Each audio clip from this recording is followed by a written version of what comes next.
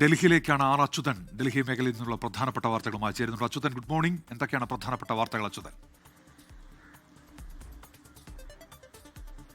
Unmesh, very good morning. ഇന്ന് രണ്ട് പ്രധാനപ്പെട്ട വാർത്തകളാണ് ഡൽഹിയിൽ നിന്ന് ഉണ്ടാവുക. അതിലേറ്റവും പ്രധാനപ്പെട്ടത് തമിഴകം വെട്ടിക്കഴകം നേതാവും ആയിട്ടുള്ള വിജയ് ഇന്ന് CBIക്ക് മുൻപിൽ കരൂർ അപകടവുമായി ബന്ധപ്പെട്ടെന്ന് CBIക്ക് മുൻപിൽ ഹാജരാവുകയാണ്. അദ്ദേഹം 7 മണിയോട് അടുപ്പിച്ചായിരിക്കും ചെന്നൈയിൽ നിന്ന് പ്രൈവറ്റ് ജെറ്റിൽ ഡൽഹിയിലേക്ക് പുറപ്പെടുക. ഏതാണ്ട് 9-9:30 മണിയോടുകൂടി ഡൽഹിയിലെത്തും എന്നാണ് ലഭിക്കുന്ന വിവരം. അതിനുശേഷം അദ്ദേഹം മൗര്യ ഹോട്ടലിലായിരിക്കും തങ്ങുക. ഒടുവിൽ അവിടെ നിന്നായിരിക്കും 11 മണിയോടുകൂടി CBI ആസ്ഥാനത്തേക്ക് എത്തുക എന്ന വിവരമാണ് ലഭിക്കുന്നത്. TVK വിജയുടെ സന്ദർശനവുമായി ബന്ധപ്പെട്ട വിമാനത്താവളം മുതൽ CBI ആസ്ഥാനം വരെ സുരക്ഷ ഒരുക്കണമെന്നൊരു ആവശ്യം ഡൽഹി പോലീസിനെ അറിയിച്ചിട്ടുണ്ട്. അതുകൊണ്ട് തന്നെ കനത്ത സുരക്ഷാ ക്രമീകരണങ്ങൾ ഇതുമായി ബന്ധപ്പെട്ട ഉണ്ടാകും എന്നതും മനസ്സിലാക്കുന്നുണ്ട്.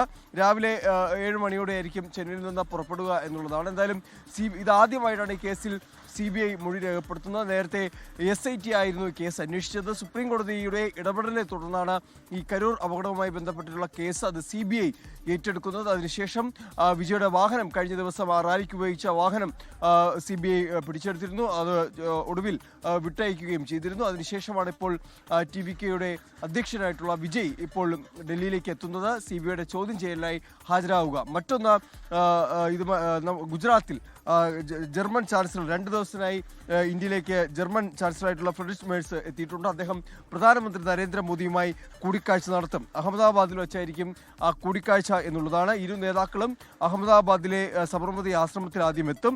10:30 സബർമതി തീരത്ത് പട്ടമർത്തൽ മേളയിലും ഇരു നേതാക്കളും പങ്കെടുക്കും. തുടർന്നായിരിക്കും ഗാന്ധിനഗറിലെ മഹാത്മാ മന്ദിറിൽ ഈ ഉഭയകക്ഷി കൂടിക്കാഴ്ച ഉണ്ടാവുക എന്നുള്ളതാണ്. 25 വർഷം തികയുന്ന ഇന്ത്യൻ ജർമ്മൻ സഹകരണ ഉടമ്പടിയുടെ വിലയിരുത്തൽ ഇരു നേതാക്കൾ നടത്തും. എന്തായാലും ഇത് രണ്ടും പ്രധാനപ്പെട്ട ഒന്നാണ് ഡൽഹിയിൽ നിന്നും. ശരി, ആർ അച്യുതനാണ് വിവരങ്ങൾ നൽകിയത്.